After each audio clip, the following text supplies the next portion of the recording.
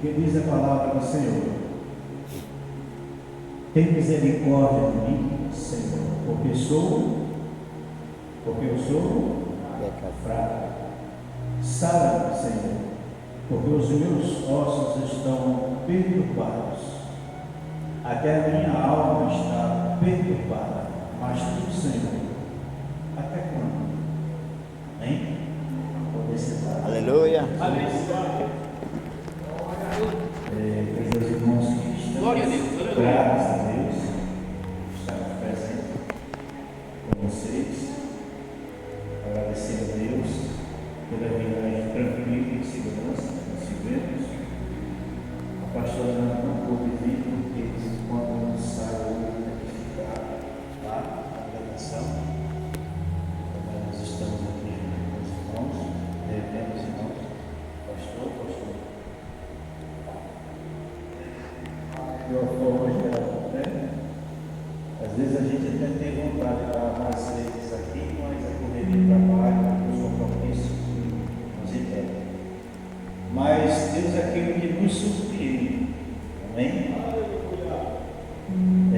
Samuel Mariano me louvou que diz que Deus ele complica, depois ele descomplica, aí vai explicar o que foi que complicou.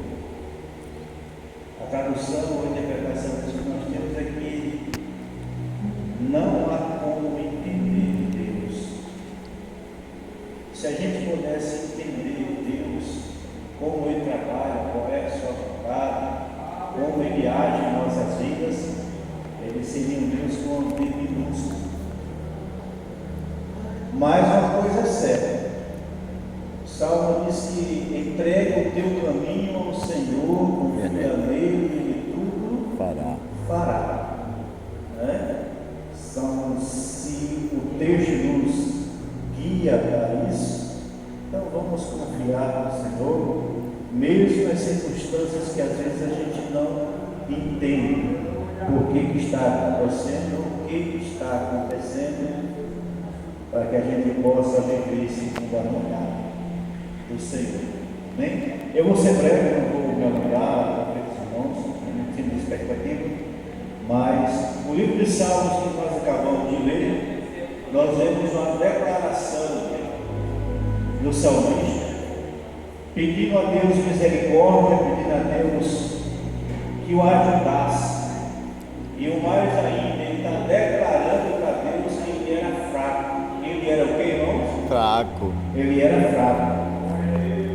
Existem duas naturezas, dois sentidos na vida do ser humano, que às vezes a gente não leva em conta, mas a força e a fraqueza, ela está no ser humano.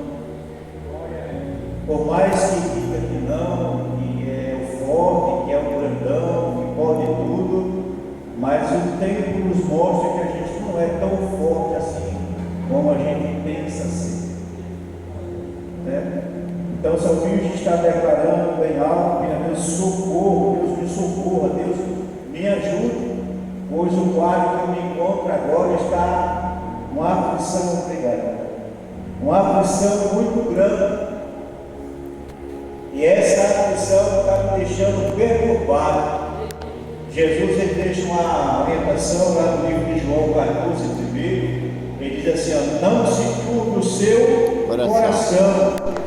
Creia em Deus, acredite em Deus e acredite também em mim.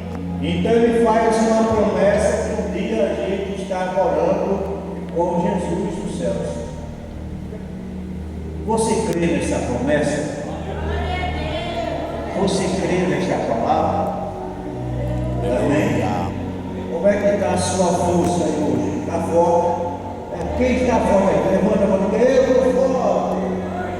Está forte mesmo? Quem disse que seja fraco? Eu estou fraco. Estou igual lá no bicho. Glória a Deus. Há momentos. Mas independente da circunstância, do momento que você esteja forte ou fraco, Deus ele está nos acompanhando. Deus ele está trabalhando. Deus ele está nos contemplando. Por que Deus faz isso? Porque Deus nos ama. Apóstolo Paulo escreveu dizendo assim, que quando ele pensou que estava forte, foi aí que ele estava fraco. E quando ele pensou que estava fraco, foi aí que ele estava forte.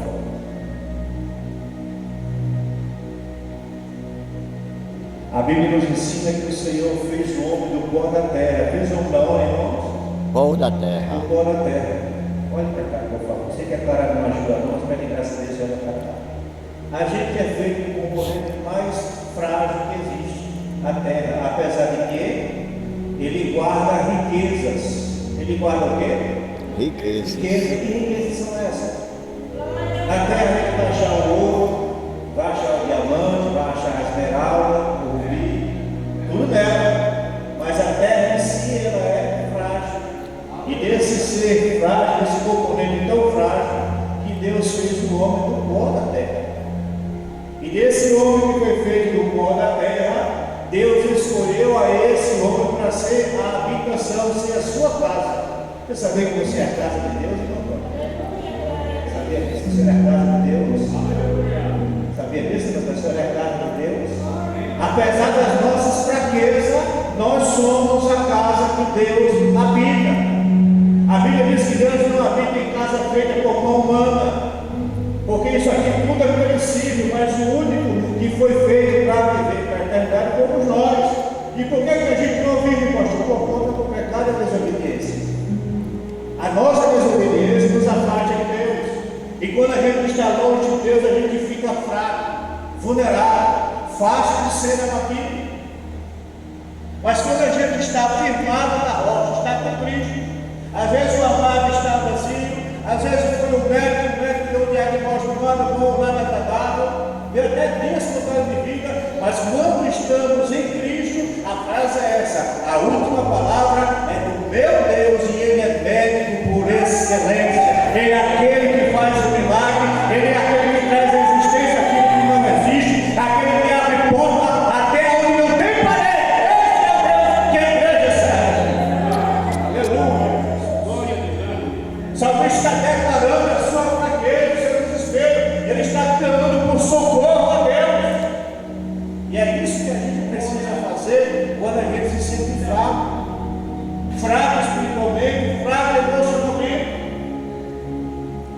Se a gente clamar ao Senhor no meio da nossa fraqueza, o Senhor é aquele que vai nos ouvir.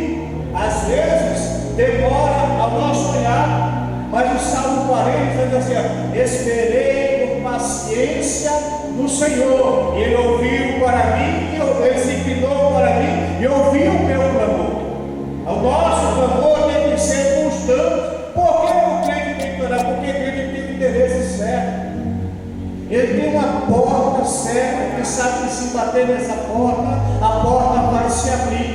Ele sabe que se ele buscar o endereço certo, ele vai achar. Ele sabe que se pedir a Deus, Deus vai conceder o seu pedido, se estivermos crentes no Senhor nosso Deus. Apóstolo Paulo trouxe a recomendação para Timóteo. Ele já estava perto de ser morto, o apóstolo Paulo. E ele passou as suas últimas orientações ao seu filho na fé chamado Timóteo. Ele disse: Timóteo, tu, pois, meu filho, se fortifica na graça que há em Jesus Cristo. Por que o apóstolo Paulo pediu isso a Timóteo? Porque o mesmo apóstolo Paulo tinha pedido socorro a outra ocasião ao Senhor. Ele disse que orou a Deus por 3 vezes para Deus tirar o espinho que estava trazendo uma aflição para ele. E a resposta de Deus para ele foi essa: Paulo, a minha graça te basta, pois o meu poder se aperfeiçoa na sua fraqueza. A carta à igreja de Filadélfia, o Senhor diz assim: ó, eu conheço as tuas obras, e mesmo tendo pouca força, você não negou o meu nome, e eu coloquei diante de você uma porta aberta, e ninguém pode fechar esta porta que Deus abriu para cada um de nós. Aleluia. Carta aos Filipenses, capítulo 4, verso 13, apóstolo Paulo vai dizer assim: eu posso todas as coisas naquele que me fortalece, e quem nos fortalece é Jesus Cristo, nosso Senhor. está presente conosco todos os dias, através da pessoa bendita do Espírito Santo.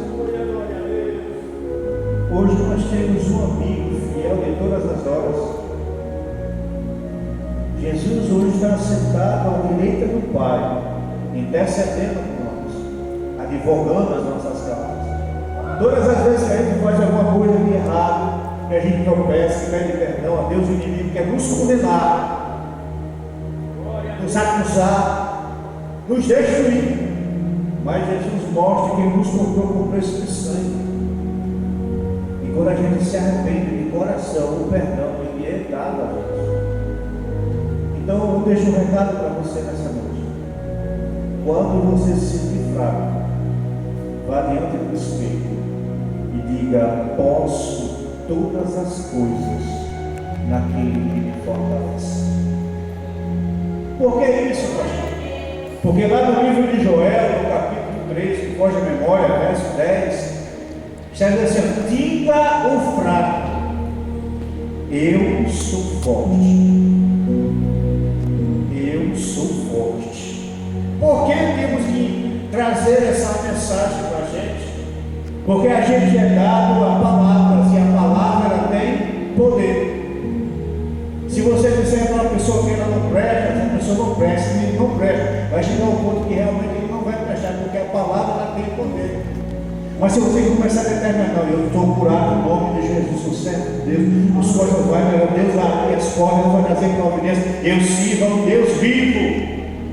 Você deve esperar que lá está acontecendo, porque você está profetizando bênção na sua vida. No momento da aflição, costumeiramente, a gente tem um péssimo hábito de se maldizer. Jó, na sua aflição, amaldiçoou o dia que nasceu. Jeremias, na sua aflição, disse que Deus tinha enganado a ele, que não ia mais pegar a palavra, não ia mais anunciar o Evangelho. Mas, se ao invés de a gente reclamar, a gente clamar ao Senhor, mesmo na desobediência, Deus é aquele que escuta a sua oração.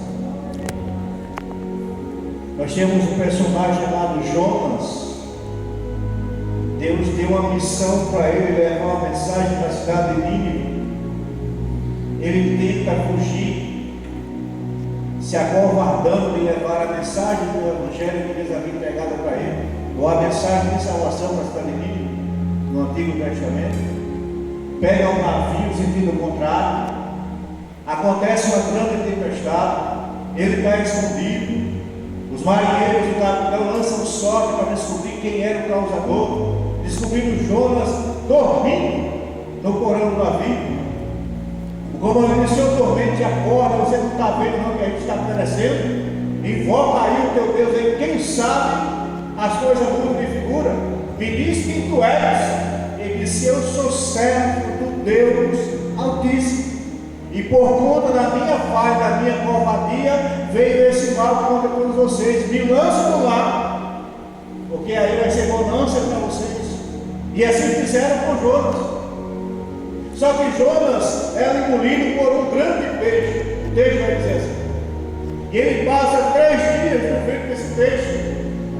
Mas quando Jonas começa a clamar ao Senhor, ele diz: do fundo do céu, do fundo do inferno, eu clamei ao Senhor, e o Senhor ouviu a minha voz. Independente de onde você esteja, independente do quadro que você se encontra, se estiver em Cristo, o seu clamor vai ser ouvido. E não só ouvido, mas vai ser respondido. Ah, pastor, mas eu já pedi tanto a Deus a favor de uma situação que Deus ainda não me respondeu. 2 situações: ou você está pedindo algo que Deus está vendo que você não está pronto para receber, ou você está pedindo mais.